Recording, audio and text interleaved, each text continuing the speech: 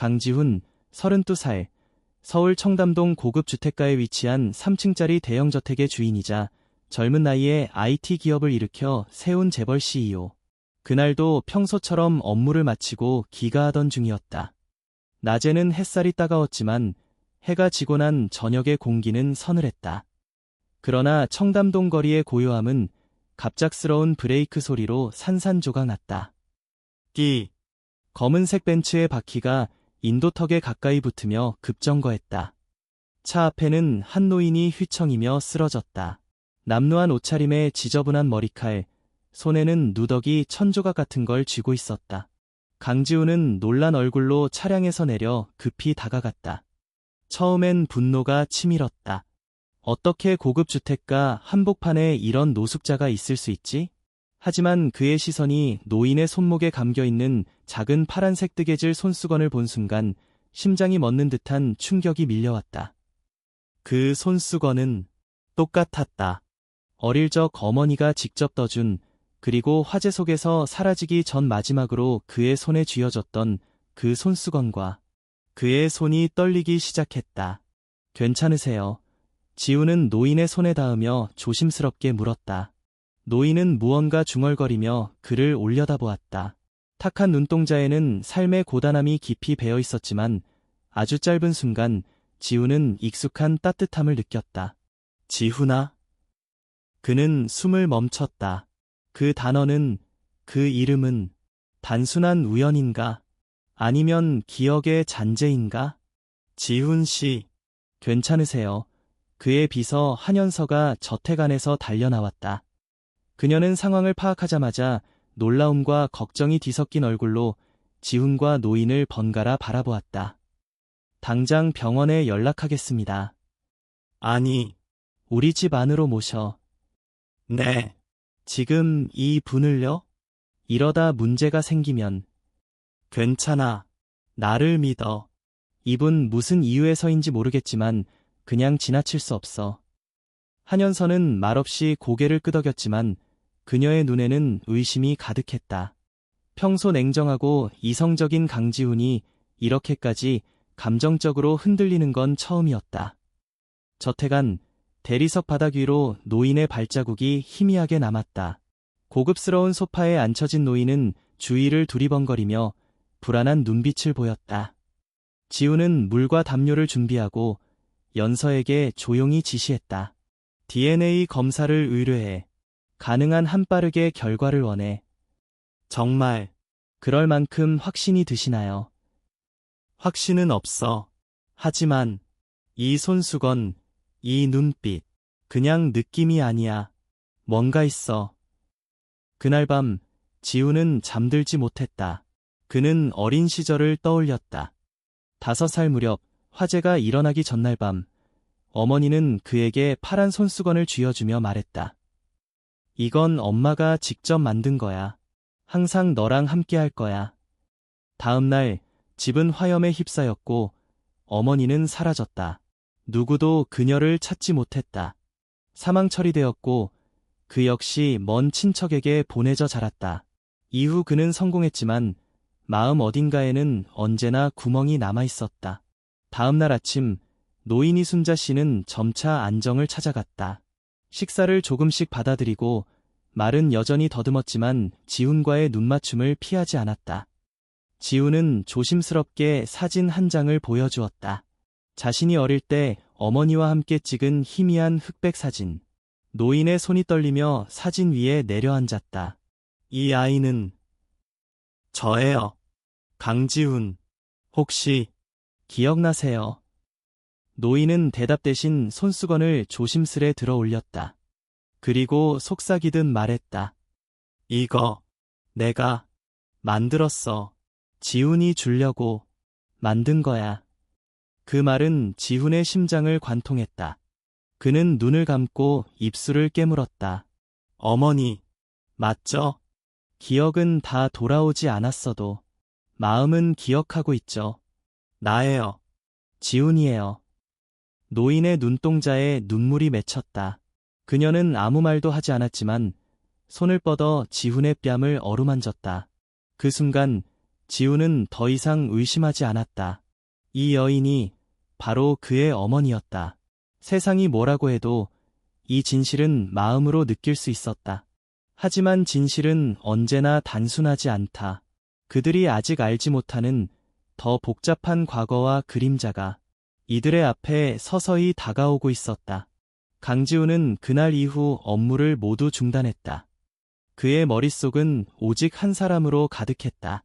이순자, 그가 어릴 적 잃어버린 어머니일지도 모르는 여자.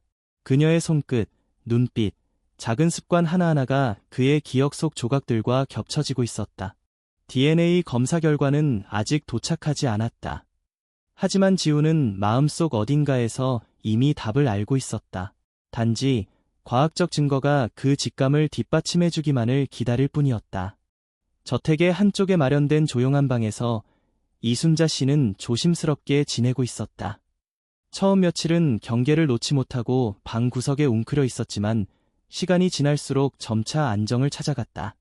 그녀는 지훈의 얼굴을 오래 바라보곤 했다. 때로는 멍한 눈으로, 때로는 어딘가 슬픈 미소와 함께. 어느 날 아침, 지훈은 그녀에게 따뜻한 차를 내오며 조용히 자리에 앉았다. 혹시 어린아이를 키우신 기억이 있으세요? 이순자는 고개를 천천히 돌렸다. 그녀의 눈빛은 여전히 흐릿했지만 무언가를 붙잡으려는 듯 애쓰는 기색이 역력했다. 어린아이. 울고 있었어. 불 연기가 많았어. 지훈의 심장이 뛰기 시작했다. 그 아이. 이름이 뭐였는지 기억나세요? 지지. 그녀는 입술을 달싹였지만 단어는 끝내 완성되지 않았다. 대신 그녀는 손수건을 다시 꺼내 조심스레 손에 쥐었다. 손가락이 그 결을 따라 천천히 움직였다. 이거 내가 만든 거야. 추울까 봐 목에 감으라고. 지우는 참을 수 없이 울컥했다. 그 장면이 떠올랐다. 어머니는 작은 손으로 그에게 손수건을 감아주며 웃고 있었다. 그 따뜻한 미소, 다정한 손길. 이순자의 그 습관은 그 기억과 정확히 일치했다. 그 순간 한연서가 방 안으로 조심스럽게 들어섰다. 그녀는 지훈에게 살짝 고개를 끄덕였다. 그 눈빛만으로도 지훈은 알 수 있었다. 결과가 도착한 것이다. 지훈은 자리에서 일어나 복도로 나섰다. 연서는 두꺼운 봉투를 건넸다. 가장 신뢰할 수 있는 병원에서 이중 검사를 진행했습니다. 지훈은 봉투를 열어 결과지를 확인했다.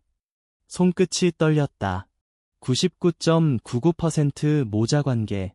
숨이 멎는 듯한 침묵이 흘렀다. 그는 눈을 감았다. 생각보다 눈물이 쉽게 나오지는 않았다. 오히려 마음 깊은 곳에서 조용한 안도가 밀려왔다.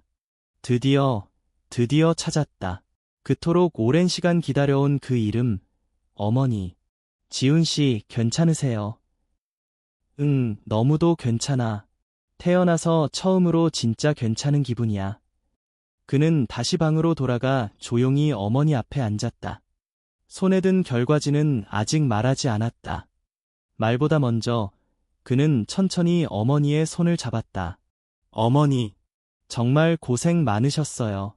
긴 시간을 혼자서 버티셨네요. 이순자는 그의 말을 다 알아듣지 못했지만 손을 꽉 쥐었다. 그리고 처음으로 그녀의 눈에서 또렷한 눈물이 흘렀다.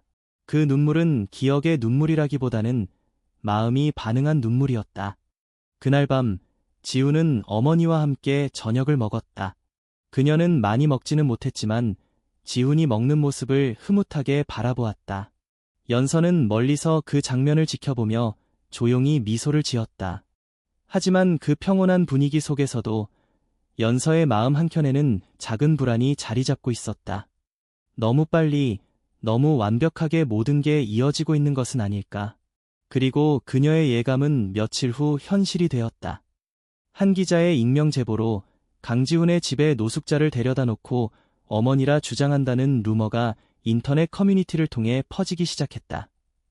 처음엔 황당한 루머였지만 이내 몇몇 사진이 함께 퍼지면서 사태는 커져만 갔다.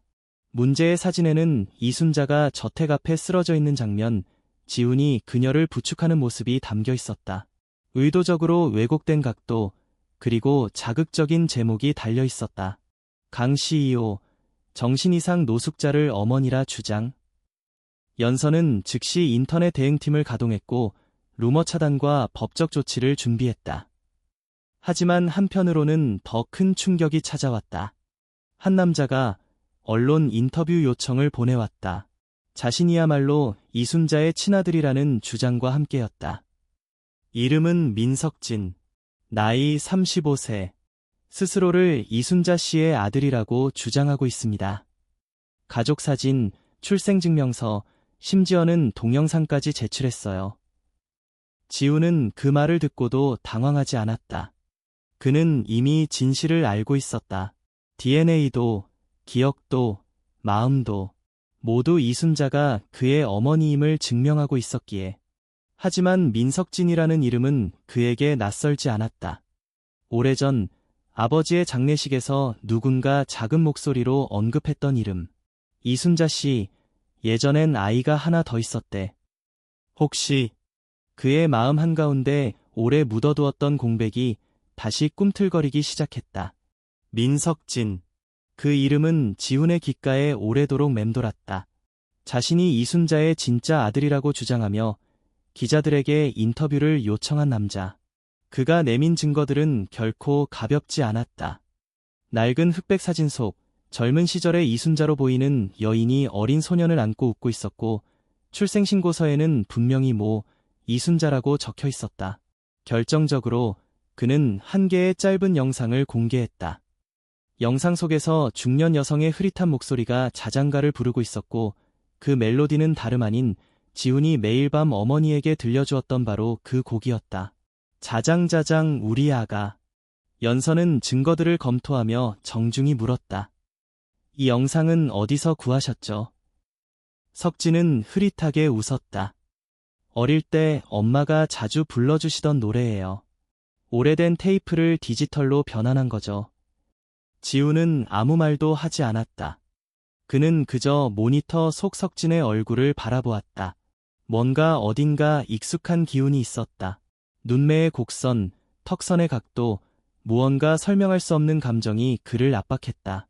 저 사람, 혹시 진짜. 연서가 말끝을 흐렸다.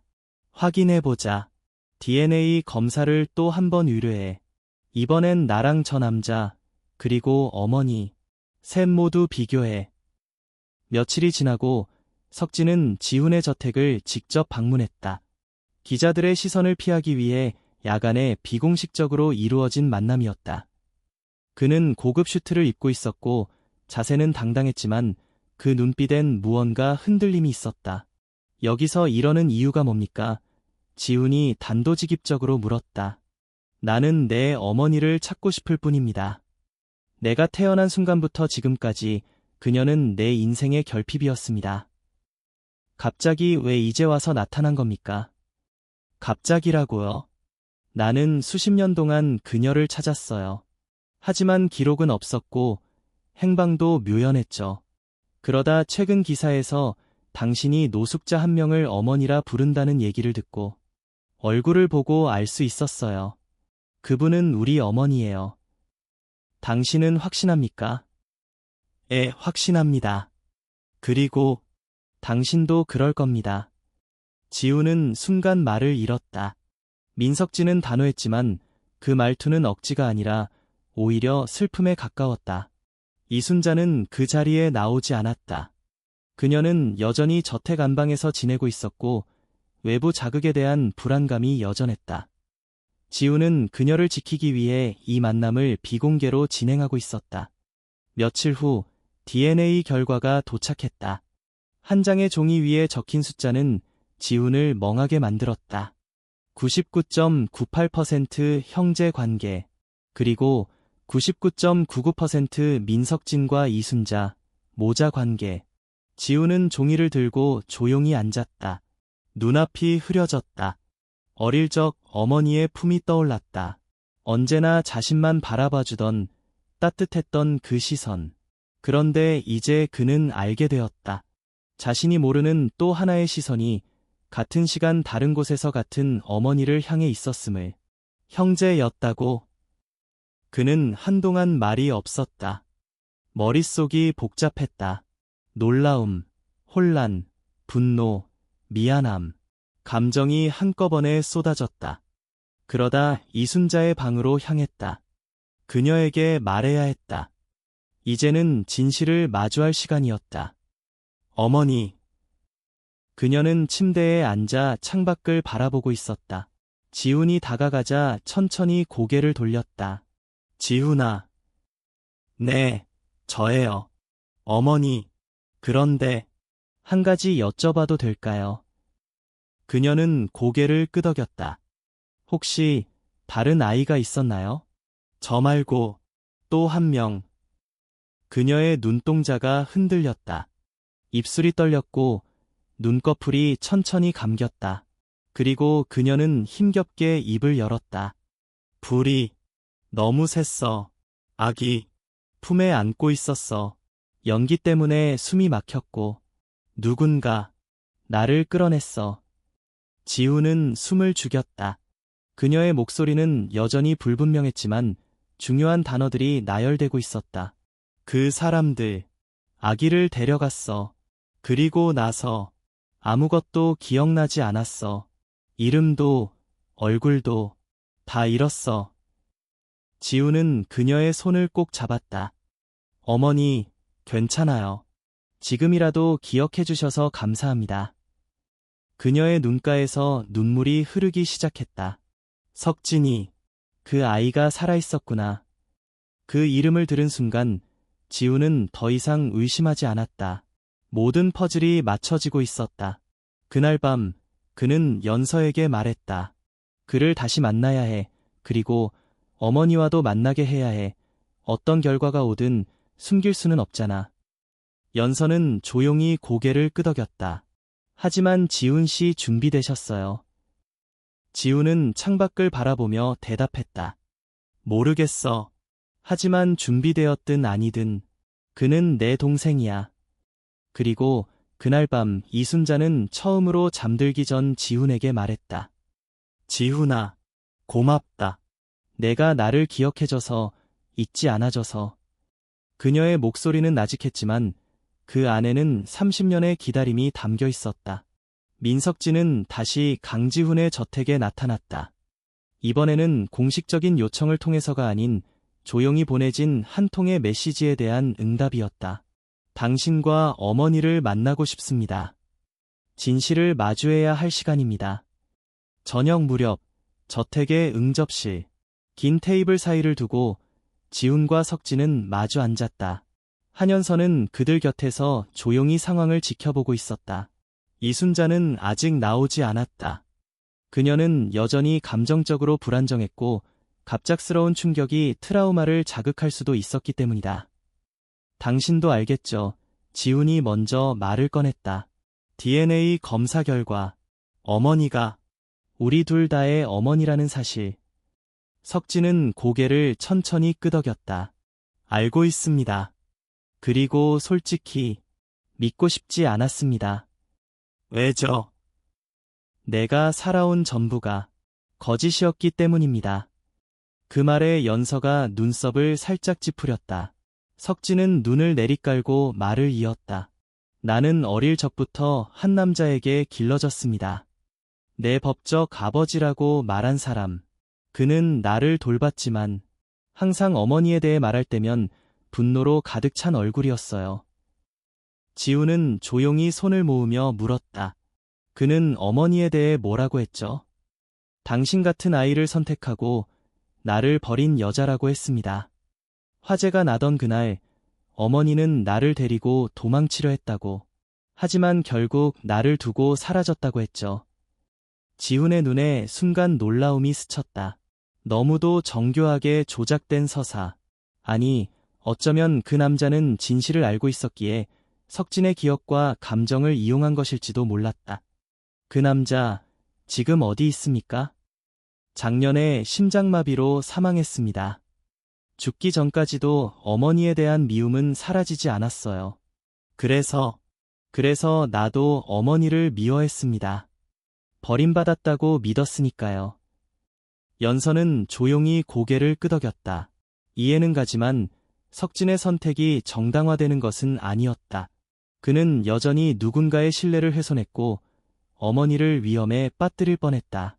지훈이 자리에서 일어났다. 어머니가 지금 나오실 수 있을지는 모르겠습니다.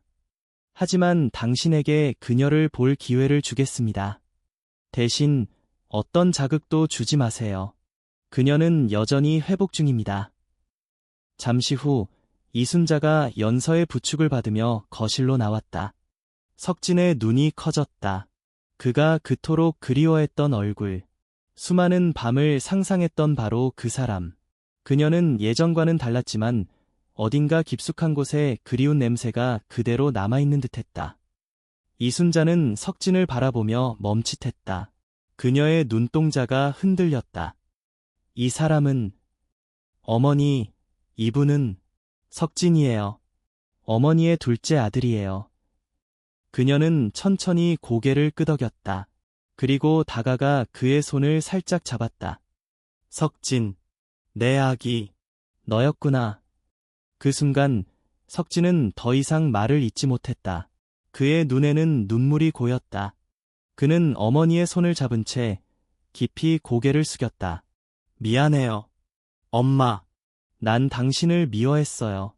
하지만 그게 진짜가 아니었어요. 내가 틀렸어요. 그 방 안은 한동안 침묵에 잠겼다. 어머니는 그를 안지 않았다. 하지만 그의 손을 놓지도 않았다. 그것만으로도 충분한 용서의 신호였다. 다음 날 지우는 연서와 함께 어머니의 병원 진료 기록을 정리하던 중 한 장의 종이를 발견했다. 오래된 병원 문서. 발급자는 경북 봉화군의 한 정신병원. 발급일은 1996년. 환자명 이순자. 상태 기억상실 및 외상 후 스트레스 장애. 보호자 정보 기재 없음. 인수인 계좌 김상도.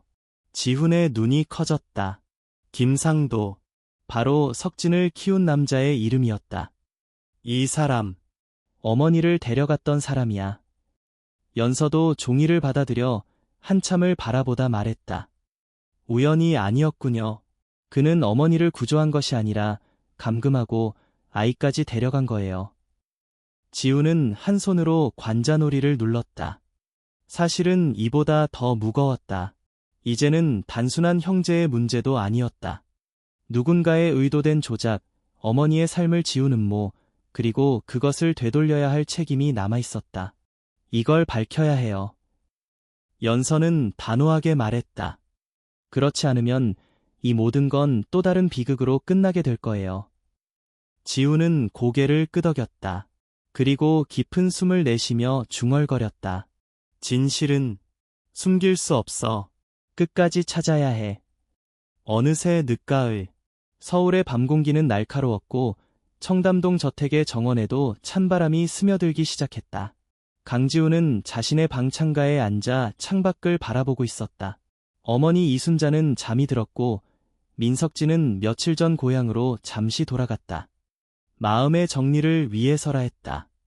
지우는 여전히 혼란스러웠다. 형제라는 사실, 어머니가 당한 일, 그리고 김상도라는 남자. 모든 게 그를 잠 못 들게 만들고 있었다. 연서의 말이 떠올랐다. 어쩌면 김상도 씨의 죽음도 자연사가 아닐 수 있어요. 누군가 그를. 그때였다. 저택 내 침입 경보가 울리지 않았지만 미세한 인기척이 정원 쪽에서 느껴졌다. 지우는 본능적으로 몸을 일으켜 1층으로 내려갔다. 복도를 지나 거실 문을 열고 정원으로 나가자 낯선 그림자가 허둥지둥 벽을 넘으려 하고 있었다. 거기서 멈춰. 지훈의 목소리가 낮고 단호하게 울렸다. 그림자는 몸을 멈추더니 천천히 돌아섰다. 그 순간 지훈의 얼굴이 굳어졌다. 석진. 민석진이었다.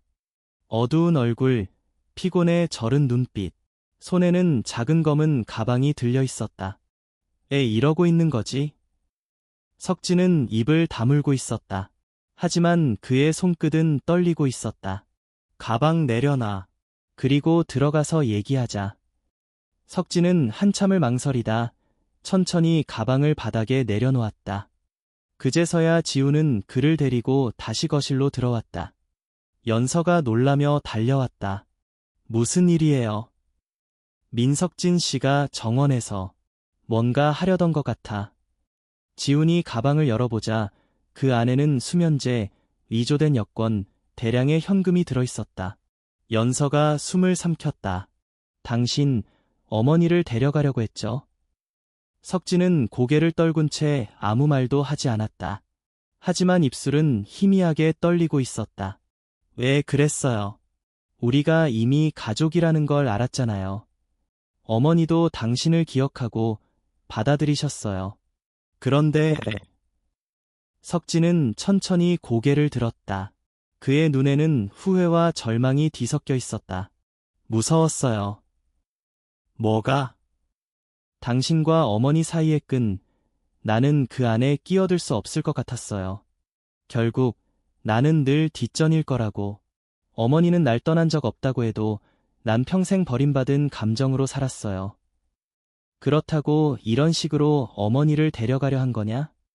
당신은 어릴 적 어머니와 함께한 기억이라도 있잖아요. 나는 아무것도 없어요. 난 그저 누군가의 그림자로 살았고 이제 진실을 알게 됐는데도 마음이 받아들이지 못하겠더군요. 지우는 말없이 그를 바라봤다. 분노가 가라앉고 안타까움이 스며들기 시작했다. 그제야 그는 깨달았다. 민석진은 적이 아니었다. 상처 입은 가족이었다. 그 순간 계단 위에서 발소리가 들렸다.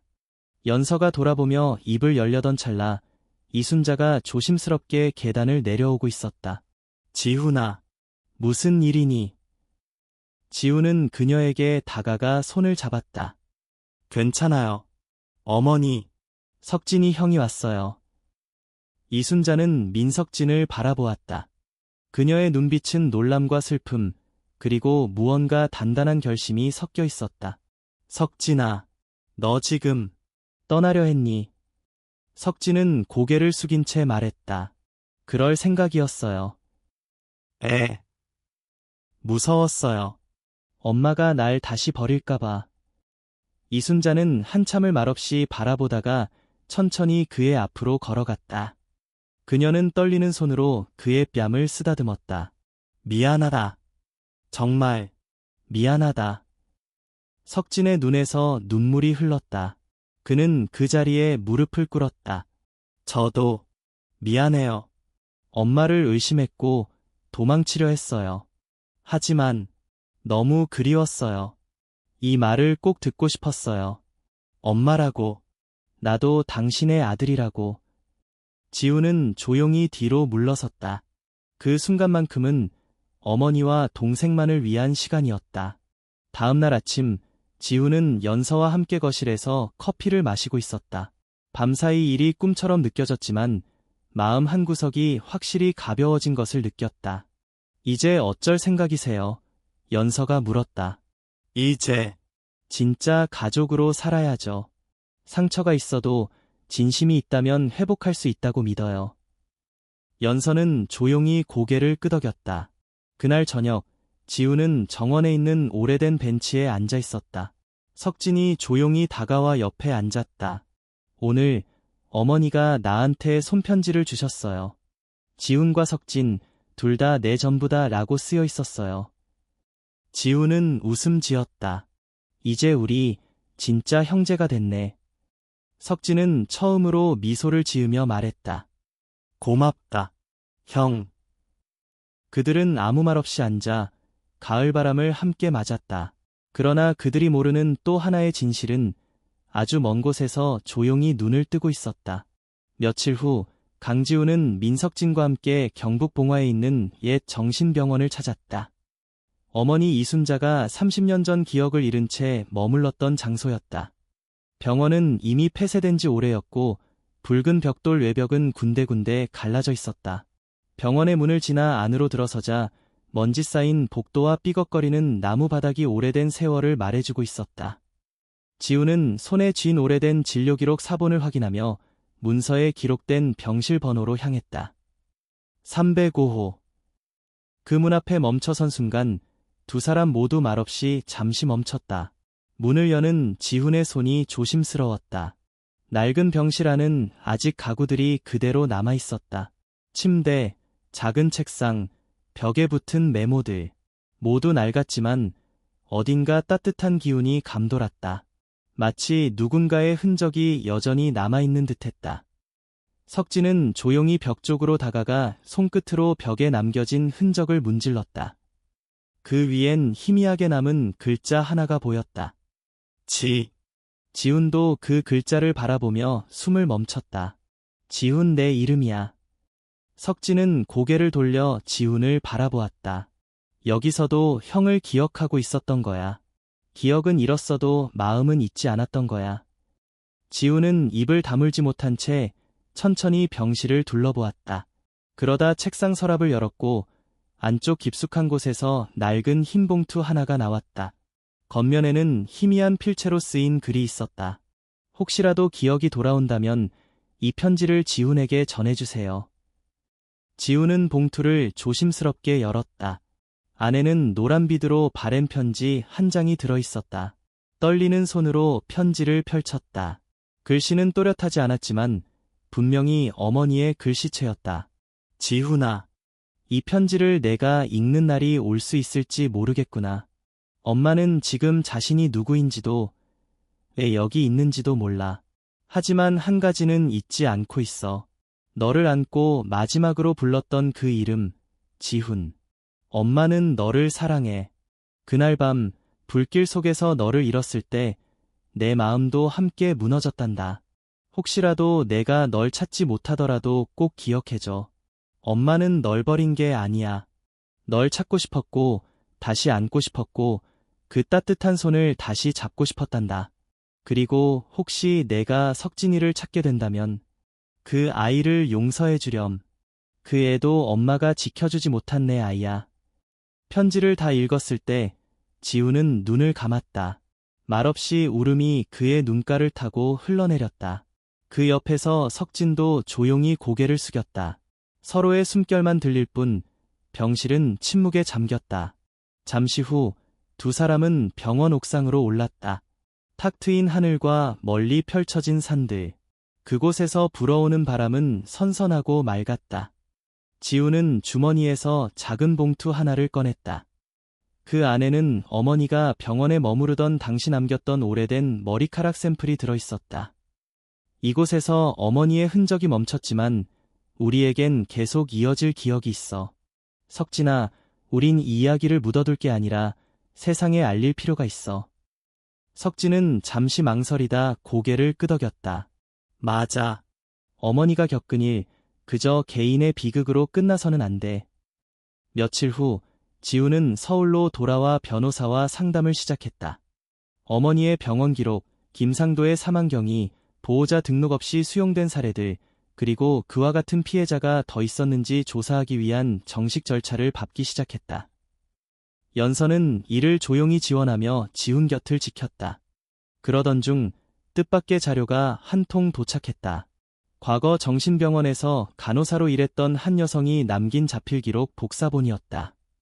이순자 환자 입원 당시 그녀는 임신 상태였으며 일주일 후 조산. 아이는 병원 외부로 인도되었으며 보호자는 김상도라 기록되어 있음. 환자는 이후 아이에 대한 기억을 상실한 채 치료 계속. 지훈은 기록을 읽고 몸을 떨었다. 어머니는 그때도 기억을 잃은 상태였고 석진은 그 병원에서 태어난 후 김상도에게 양육이란 이름으로 넘겨진 것이다.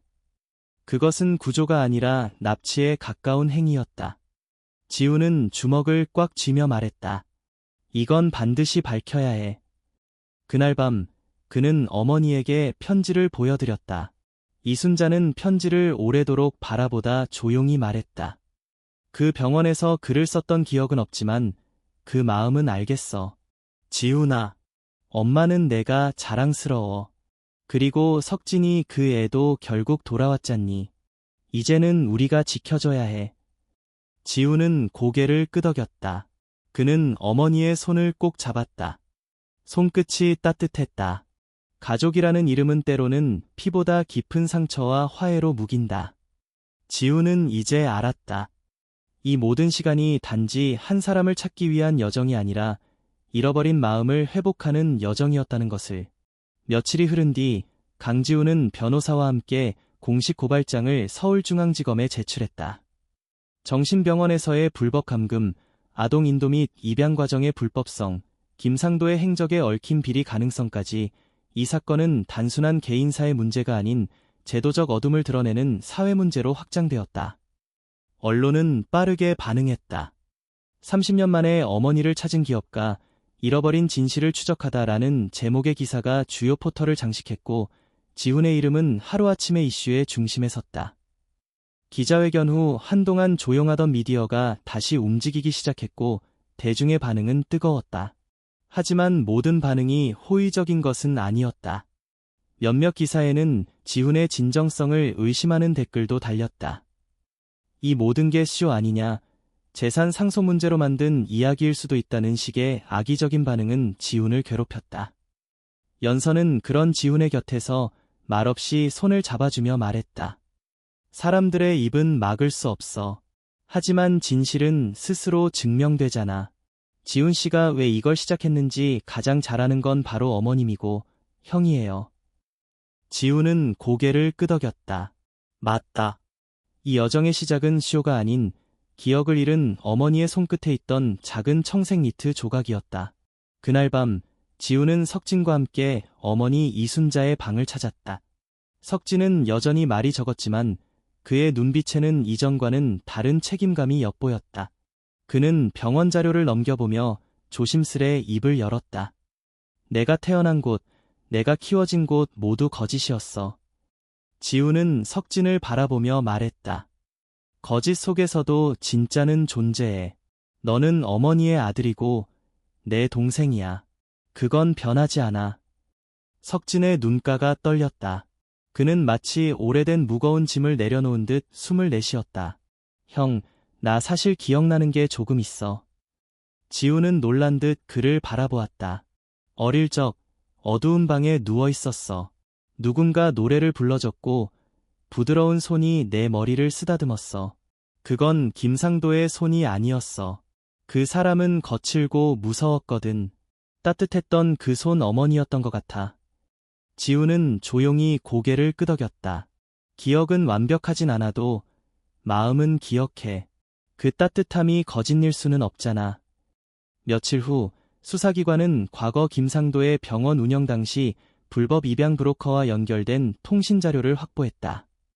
여러 명의 아이들이 정신병원에서 사라졌으며 그 과정에 의심스러운 금전 흐름이 있었다는 보고도 있었다. 김상도는 이미 사망했지만 그와 함께 일했던 유료 행정 담당자는 아직 생존해 있었고 조사를 받기 시작했다. 그 와중에 또 다른 인물이 등장했다. 한 중년 여성, 이름은 장은희. 과거 정신병원에서 간병인으로 일했던 그녀는 기자들에게 익명을 조건으로 인터뷰를 자청했다. 그 아이 석진이라고 불린 아이는 이순자 씨의 아들이 맞아요. 제가 직접 그 출산을 도왔고 며칠 뒤 남자 하나가 와서 아이를 데려갔죠. 김 원장이 가족이 찾아왔다고 했지만 저는 믿지 않았어요. 그 남자 눈빛이 그랬으니까요. 그녀의 증언은 지훈 측이 제출한 자료와 정확히 일치했고 석진의 존재는 다시금 언론의 주목을 받게 됐다. 하지만 이 과정은 석진에게 또 다른 상처가 되었다. 사람들은 그를 불쌍하다고도 했지만 일부는 도련님 행세하려는 가짜라고 비난했다. 그날 밤 석진은 술에 취한 채 지훈의 집 앞을 서성였다. 지훈은 그런 동생을 조용히 데리고 들어와 물 한 잔을 내밀며 말했다. 힘들지. 나도 그래. 하지만 우리가 서로를 지켜주지 않으면 누가 해줄까? 석진은 고개를 떨군 채 물을 마셨다. 그리고 한참을 침묵한 후 작게 말했다. 형, 나 형을 질투했었어. 처음부터. 따뜻한 집, 좋은 학교, 사람들의 존경 난 늘 바깥에서 창 너머로만 봤던 삶이었거든. 지훈은 석진의 고백에 아무 말도 하지 않았다. 그저 조용히 그의 등을 두드릴 뿐이었다. 말보다 마음이 먼저였고 용서는 이미 오래전부터 준비되어 있었다. 다음 날 지우는 기자회견을 자청했다. 어머니와 함께 무대에 선 그는 당당하게 말했다. 이 사건은 단지 저희 가족의 이야기가 아닙니다. 잊혀진 이들을 위한 싸움입니다. 과거의 어둠을 밝히기 위해 저희는 끝까지 진실을 추적할 것입니다. 어머니 이순자는 연단 위에서 미소 지었다. 그녀의 눈엔 여전히 상처가 남아 있었지만 그 안엔 확실한 빛도 있었다. 그 빛은 그녀의 두 아들이 서로를 품고 다시 걸어가는 모습을 통해 더 크게 타오르고 있었다. 진실은 상처를 남기지만 때로는 그 상처가 누군가의 삶을 다시 연결하는 실이 되기도 한다. 그리고 지우는 알았다. 이 실이 끊어지지 않도록 자신이 해야 할 일이 무엇인지. 기자회견 이후 여론은 빠르게 변화하기 시작했다. 강지훈과 이순자의 용기 있는 발언은 많은 사람들의 공감을 샀고 잊혀진 가족을 위한 싸움이라는 메시지는 사회적 반향을 일으켰다. 특히 입양 시스템과 정신병원 내 불법 행위에 대한 관심이 급증하면서 국회에서도 관련 청문회를 추진하겠다는 움직임이 생겨났다. 그러나 진실이 드러날수록 그 대가는 더 커져갔다. 강 이사님, 최근 투자사 중 하나가 계약 철회를 요청했습니다. 이미지 리스크 때문이라고 합니다. 비서가 전한 말은 지훈을 잠시 굳어지게 만들었다. 그는 깊은 한숨을 쉬며 고개를 끄덕였다. 예상했던 일이었다.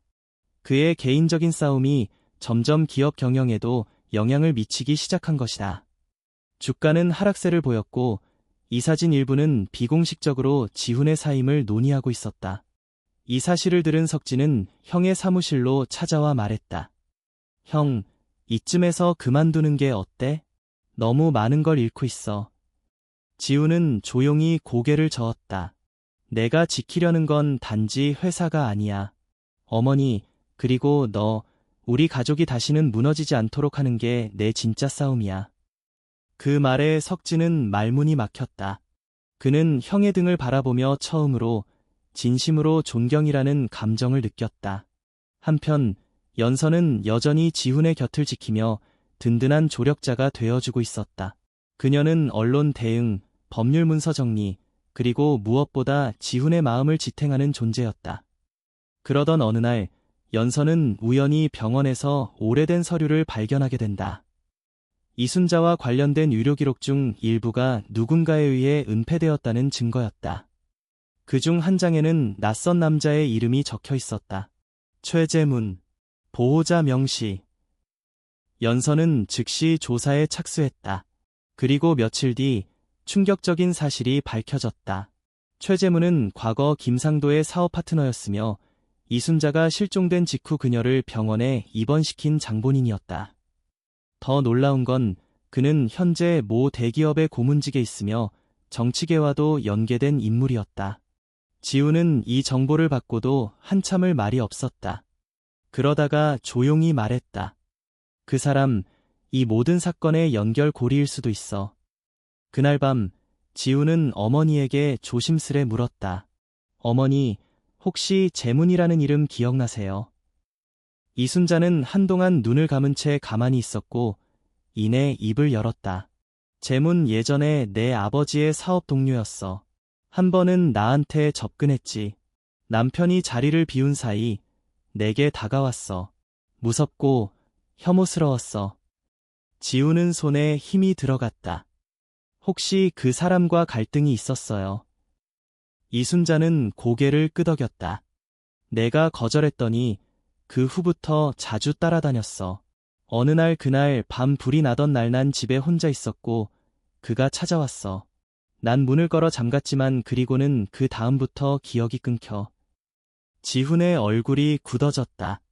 불은 단순한 사고가 아니었을 가능성이 높았다. 그는 즉시 변호사와 함께 사건을 재수사 요청하기로 결정했다. 방화 가능성을 중심으로 새로운 용의자인 최재문을 수사망에 넣기 시작했다. 그러나 이 움직임은 곧 최재문에게도 전달되었다. 그는 언론을 이용해 반격에 나섰다. 익명의 고발자 인터뷰를 꾸며 강지우는 정신적으로 불안정한 어머니를 정치적 도구로 이용한다. 는 식의 기사를 퍼뜨렸고 회사 내부에서 지훈에 대한 불신이 점점 퍼져나갔다.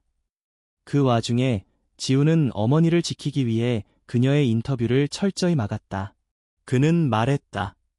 어머니는 이 싸움에 이용당하면 안 돼. 세상은 우리를 이해하지 못할 수도 있지만 내가 어머니를 지키는 건 이해를 구하기 위해서가 아니야. 당연한 일이기 때문이야.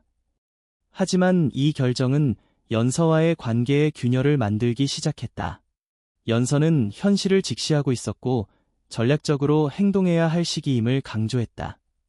지훈 씨, 전 당신이 정의롭다는 걸 누구보다 잘 알아요. 하지만 이 싸움은 감정만으로는 이길 수 없어요. 전략이 필요해요. 어머니를 보호하려다 오히려 더 큰 상처를 남길 수도 있어요. 지훈은 잠시 말을 잇지 못했다. 연서의 말이 틀린 건 아니었다. 하지만 그는 여전히 마음속에서 싸우고 있었다. 진실을 지키는 것과 사랑하는 사람을 지키는 것 사이의 균형은 생각보다 훨씬 더 어려운 일이었다. 그날 밤 지훈은 어머니의 방 앞에서 한참을 서성이다가 문을 열었다. 이순자는 조용히 창밖을 바라보고 있었다. 지훈아, 엄마가 아직 완벽히 기억하지 못해도 내가 곁에 있어주는 것만으로 충분해. 그 말에 지훈은 눈시울이 붉어졌다. 그는 그제야 알았다. 이 싸움의 본질은 세상의 인정을 받는 것이 아닌 서로를 잃지 않는 것이었다. 그리고 다음날 아침 또 하나의 진실이 터져나왔다.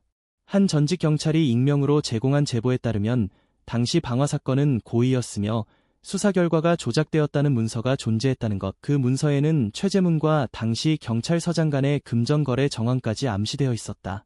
진실은 이제 되돌릴 수 없는 길 위에 올랐다. 그리고 강지훈은 마음을 다잡았다. 이제 끝까지 간다. 아무리 오래 걸려도 이 상처는 밝혀져야 하니까. 강지훈은 전직 경찰의 제보를 받은 후 깊은 숨을 들이쉬며 다시 한번 각오를 다졌다. 이제 더 이상 돌아갈 길은 없었다. 진실은 고통스럽지만 외면하면 결국 모든 것을 잃게 된다. 그는 변호사와 함께 당시 방화 사건의 수사 기록을 다시 검토하기 시작했고 놀랍게도 원본 기록과 현재 남아있는 기록 사이에 수많은 수정 흔적과 삭제된 부분이 발견되었다. 이건 증거 은폐입니다. 명백한 불법 행위죠. 변호사 박준영이 말했다. 지훈은 차갑게 웃었다. 이제 놈들의 끝이 보이기 시작했군요. 한편 최재문은 위기의식을 느끼고 본격적으로 움직이기 시작했다. 그는 언론을 더 강하게 자극하며 지훈을 정신병력 있는 어머니를 이용한 이미지 세탁 기업인으로 묘사했고 일부 언론은 자극적인 헤드라인을 뽑아 클릭수를 올리기에 바빴다. 지훈은 악의적인 기사들 속에서 무너질 법도 했지만 그는 포기하지 않았다. 어머니와의 시간을 통해 조금씩 치유되고 있었고 무엇보다 연서의 존재가 그를 단단하게 붙잡아주고 있었다. 그러나 그날 밤 지훈은 또 하나의 충격적인 사실을 알게 된다. 어머니 이순자의 옛 병원 기록 중 한 장의 메모가 발견되었는데 거기엔 이렇게 적혀 있었다. 임신 가능성 있음. 보호자 동의 없이 강제 입원. 이름 모를 남성에 의한 지속적 면회 요청. 지훈은 숨이 막히는 듯한 충격을 받았다. 어머니가 병원에 감금되어 있던 시절 누군가가 그녀를 지속적으로 찾았고 의료진은 그녀를 보호하기는커녕 통제하고 있었던 것이다. 연서 씨, 혹시 어머니가 그곳에서 다른 가족을 잃었을 가능성은 없을까요? 연서는 눈이 커졌다. 설마 아이가 있었단 말인가요? 지훈은 고개를 끄덕였다. 가능성을 배제할 수 없어. 누군가 어머니의 아이를 빼앗았을지도 몰라. 그 순간 지훈은 무언가 선명하게 떠올랐다.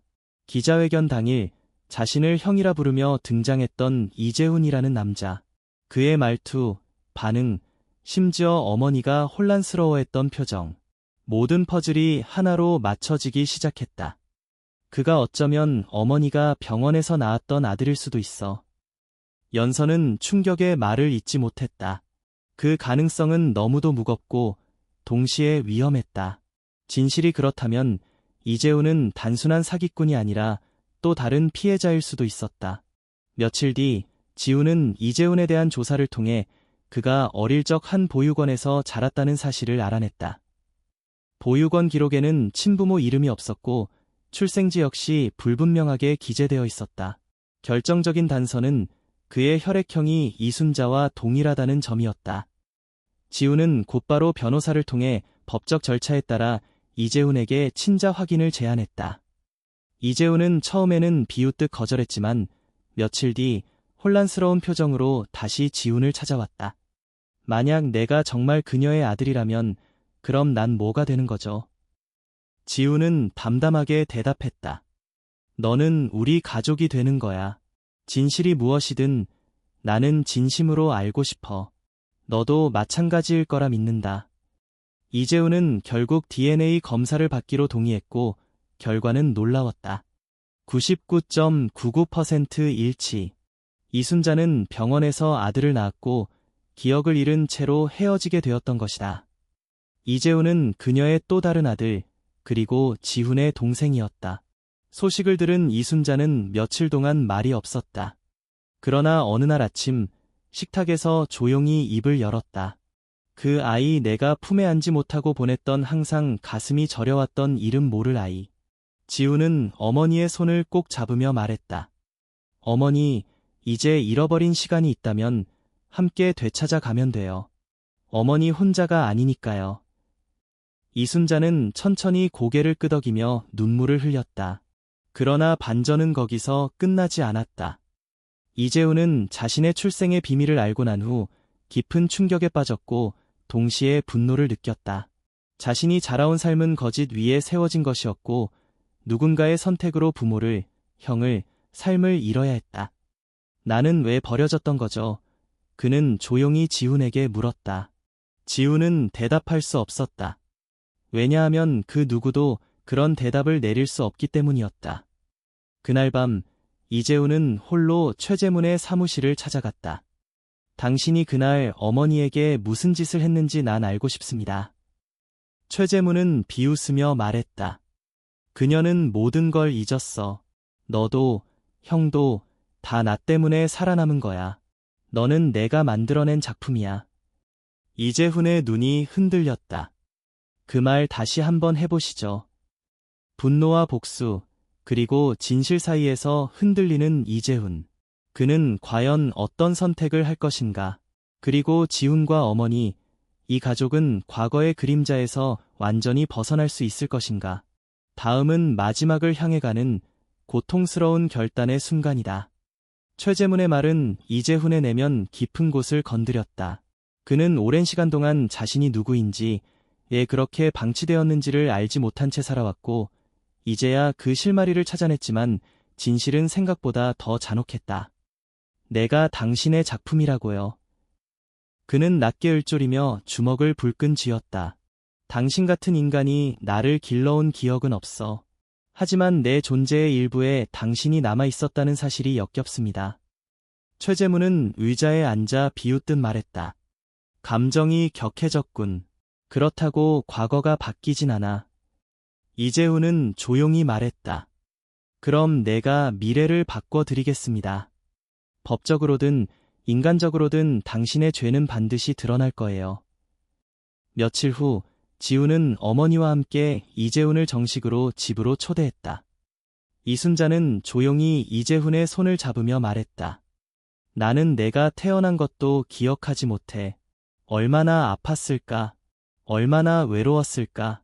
미안하다. 엄마가 지켜주지 못해서. 이재훈은 말없이 고개를 숙였다. 그의 눈에는 눈물이 고여 있었다. 복수심과 분노로 가득 차 있던 마음이 이 한마디로 조금씩 녹아내렸다. 지훈은 조용히 말했다. 우리 가족이 되어보자. 늦었지만 지금부터라도. 세 사람은 서로를 향해 조금씩 다가가기 시작했다. 상처는 쉽게 아물지 않지만 함께 아파하고 함께 기억을 채워가는 것으로 새로운 시작이 가능하다는 것을 믿었다.